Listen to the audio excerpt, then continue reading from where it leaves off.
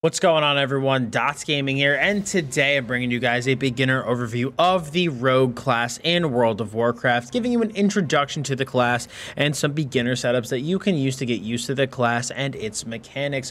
Now, if you're brand new to WoW and are watching this video, I also do recommend checking out my World of Warcraft complete beginner guide, which will teach you all the non-class specific things you need to know to get yourself started in WoW. But before we get into today's video covering the Rogue class, I do just want to thank the sponsor of this video, Ewin Racing. I've been using an Ewin Racing gaming chair for my stream setup for a long time now, and I absolutely love it. It's got all the things you would expect from your gaming chair. It's got a lumbar pillow, it's got a neck support. You are able to move the back up and down. Of course, you are able to ascend and descend with an arm on the side of the chair, and you are also able to move and adjust the angle of the armrest, which can be really handy depending on where you have your mouse positioned. The build quality of the chair is really good. It's extremely comfortable, and I'm able to sit in this thing for hours with absolutely no issue. If you want to pick up a chair for yourself, I personally have the champion model. You are able to go onto Ewin's website and shop their current available listings. They have some current deals and ongoings on their homepage. You can then look at their list of gaming chairs as well as their new line of gaming desks and find some specials of what they have on for sale. You can pick anything up from their store for 30% off using code DOTTS at checkout and clicking the link in the description below.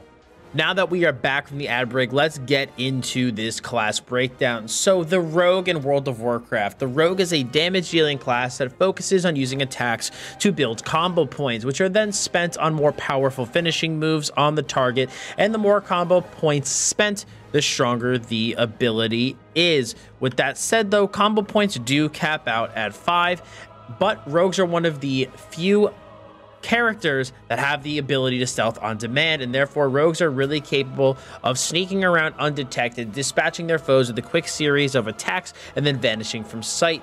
Rogues bring a variety of poisons, bleeds, stuns, and other disabling effects to the table and are great at dealing damage and controlling their opponents. Rogues are known for their elusiveness, having a number of defensive abilities that make them good at escaping combat, while having other skills to crowd control their opponents so they can escape to safety.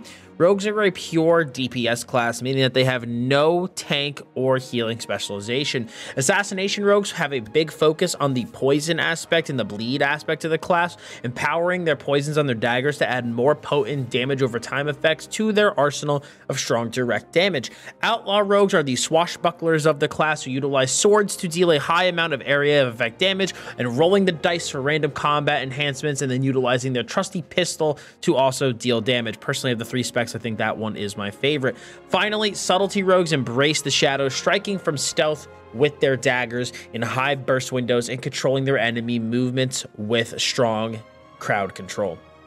In addition to the combo points that I mentioned earlier, rogues' primary resource is called energy, which is something that they use to cast their skills, and energy regenerates slowly over time, but does have certain things that can instantly restore it. In addition, rogues wear leather armor, utilize agility as their primary stat to deal damage, and wield daggers, one-handed swords, maces, axes, and fist weapons, depending on the specialization.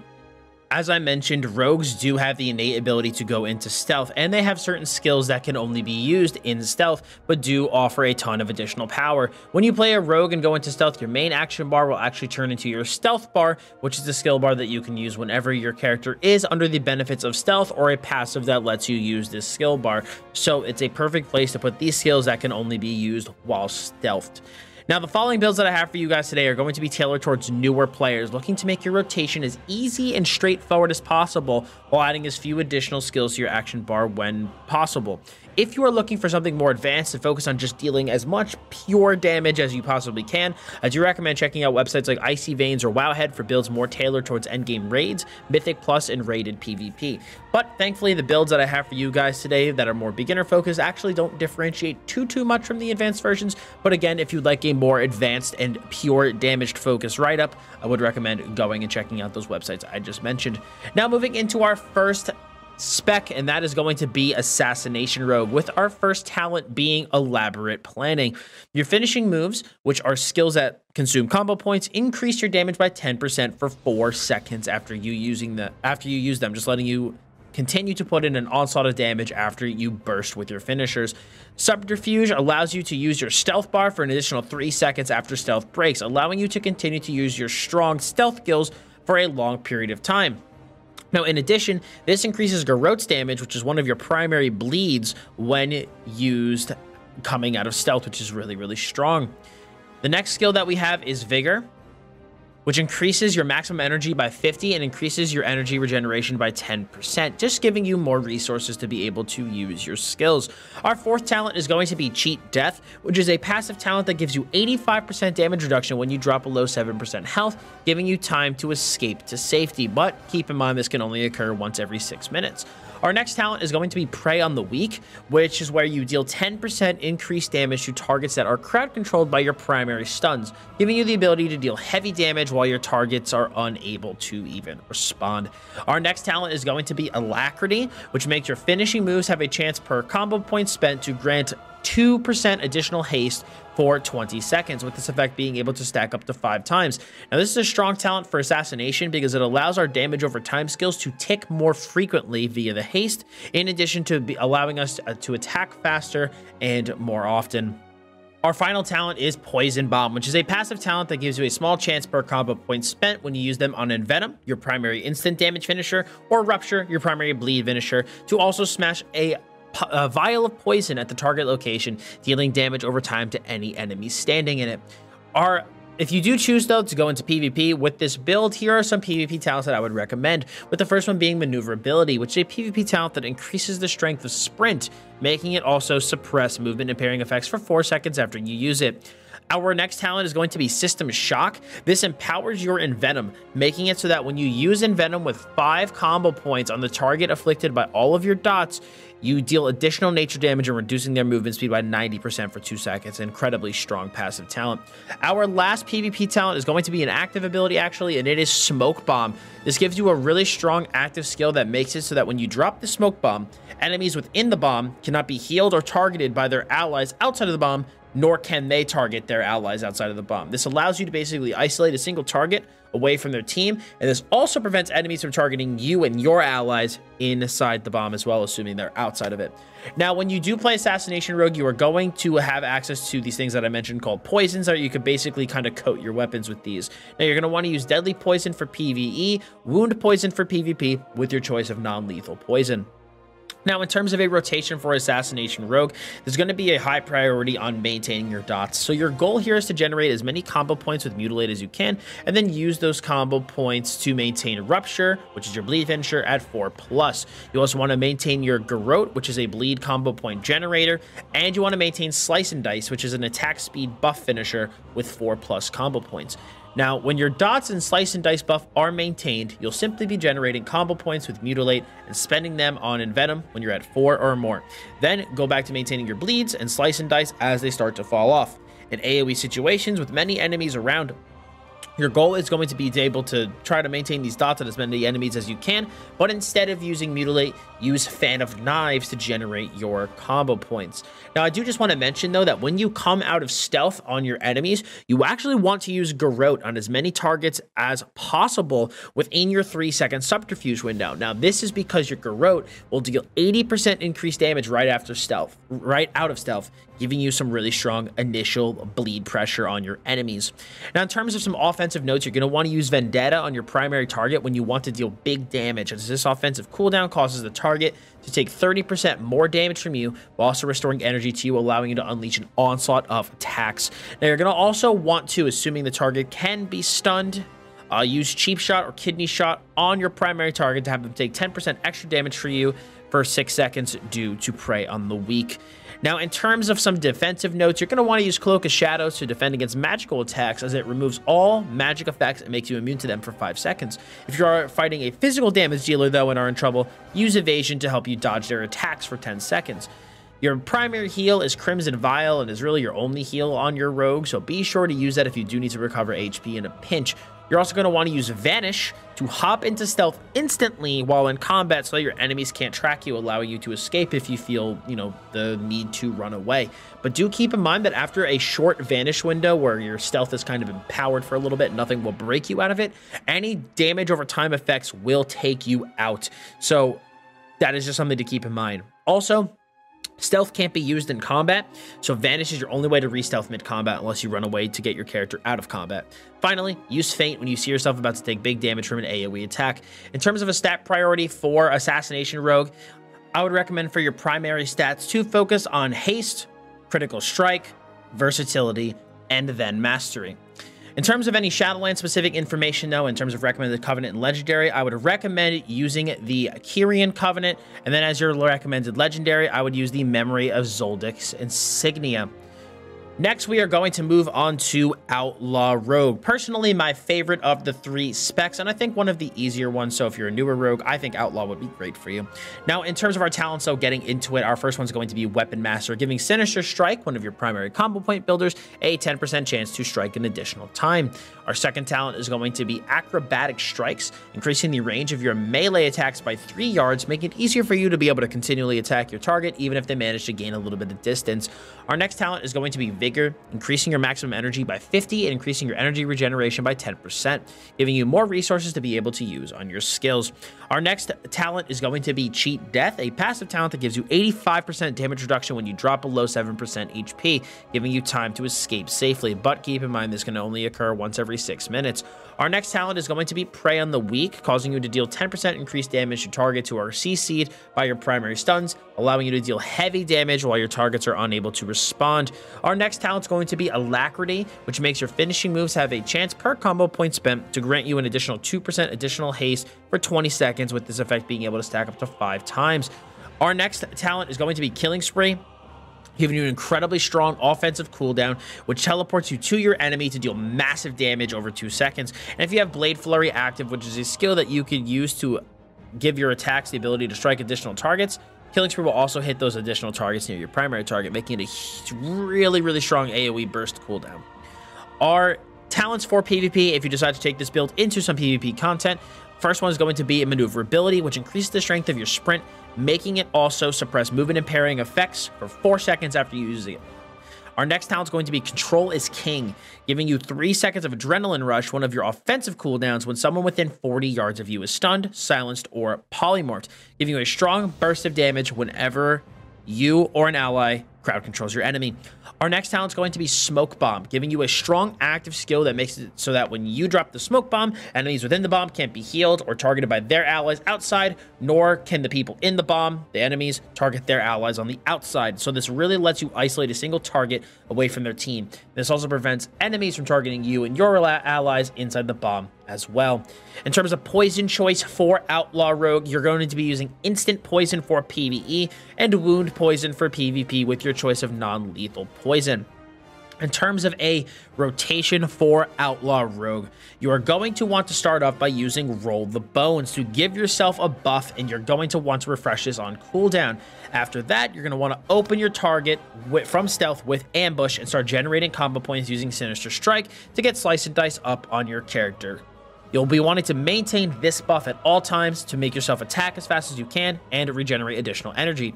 After that, you're going to want to keep using Sinister Strike to generate combo points and spend them on Between the Eyes at 4+ combo points. When Between the Eyes is on cooldown, spend them on Dispatch instead. Sinister Strike does have a chance on hit to make Pistol Shot cost half as much and deal double damage. There's another combo point generator that you have. So use Pistol Shot whenever those procs occur, and you still need to generate combo points. Now, when fighting a ton of enemies, just do the exact same thing, but activate Blade Flurry so that these attacks hit enemies around your primary target. Very, very straightforward offensive rotation, and it's actually really, really fun, really fast-paced. I have been enjoying it a lot. In terms of offensive notes for Outlaw Rogue, you're going to want to use Adrenaline Rush whenever you want to deal big damage, as this offensive cooldown makes you regenerate your energy 60% quicker and gives you 50 additional max energy, and also increases your attack speed by 20% for 20 seconds. You're also going to want to use Killing Spree with Blade Flurry active, and you want to deal massive burst damage to a group of enemies. In terms of some defensive notes, you're going to want to use Cloak of Shadows to defend against magical attacks, as it removes all magical effects and it makes you immune from them for 5 seconds. If you find yourself fighting a physical damage dealer and are in trouble, using Evasion will be helpful to allow you to dodge their attacks for 10 seconds. Now, Crimson Vials, you're really only big heal on a rogue, so be sure to use that to recover some HP if you find yourself needing health in a pinch. You're also going to want to use Vanish to hop into stealth instantly while in combat so that enemies can't track you to allow you to escape.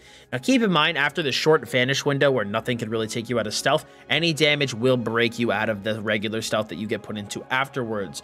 Also, stealth cannot be used while you're in combat, so Vanish is your only way to re-stealth mid-combat unless you run away to get out of combat, and then you can stealth. You also want to use Feint if you see yourself about to take a big area of effect damage. Now, in terms of a stat priority for Outlaw Rogue, you're going to want to prioritize Haste, Versatility, Critical Strike, and Mastery for your secondary stats. In terms of Shadowlands specific information, I would recommend using Kyrian as your primary covenant and the Memory of Celerity for your legendary. Now, finally, we're going to move on to our last spec, Subtlety Rogue. I do think it's one of the more challenging rogue specs, but if you're up for it, it is a fun one. With our first talent being Weapon Master, giving Shadow Strike and Backstab, two of your primary combo point builders, a 15% chance to strike an additional time. Night Stalker does... the second talent gives you an additional speed and damage boost when you're in stealth or using Shadow Dance, which is a burst cooldown that lets you use your stealth skill bar to deal damage and also increases the damage of those skills. Our third talent is going to be Deeper Stratagem, which actually gives you the ability to use 6 combo points instead of 5, allowing your finishers to consume more combo points to make them more effective. In addition, your finishing moves also deal 5% more damage. Our next talent is going to be Cheat Death, which is a passive talent that gives you 85% damage reduction when you drop below 7% health, giving you time to escape to safety. This only can occur, though, once every 6 minutes. Our next talent is going to be Prey on the Weak, where you deal 10% increased damage to targets that are crowd controlled by your primary stuns, giving you the ability to do heavy damage to your targets that are unable to respond. Our sixth talent is going to be Enveloping Shadows, which gives your Deepening Shadows passive, a passive that lowers the cooldown of Shadow Dance as you consume combo points, the ability to reduce the cooldown by an additional 0.5 seconds per combo point spent. This also does give Shadow Dance 2 charges, which is the most important part of the passive, which gives you a significantly higher uptime on one of your strongest skills.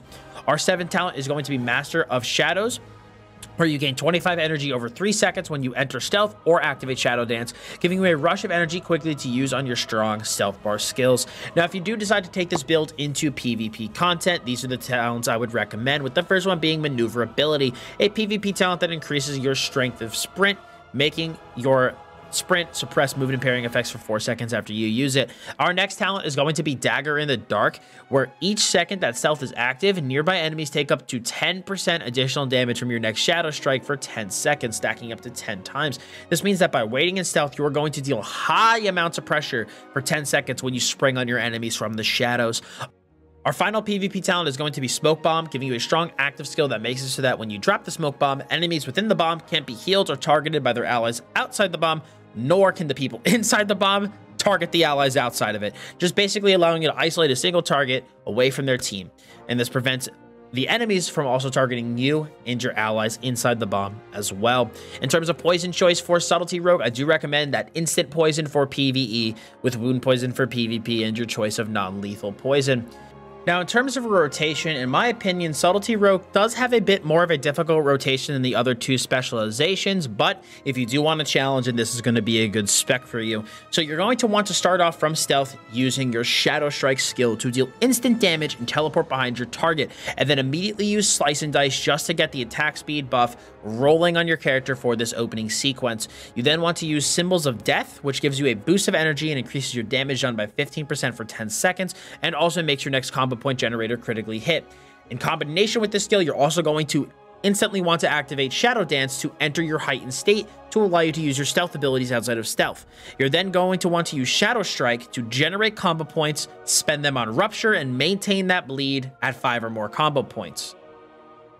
Afterwards, you're going to want to spend those combo points on Eviscerate whenever you are at 5 or more. Now, if you're outside of Shadow Dance, you're going to do the same thing with maintaining Rupture and then using Eviscerate, but then using Backstab instead of Shadow Strike to generate those combo points. Now, if you find yourself outnumbered by a lot of enemies, be sure to try and maintain Rupture on as many targets as you can.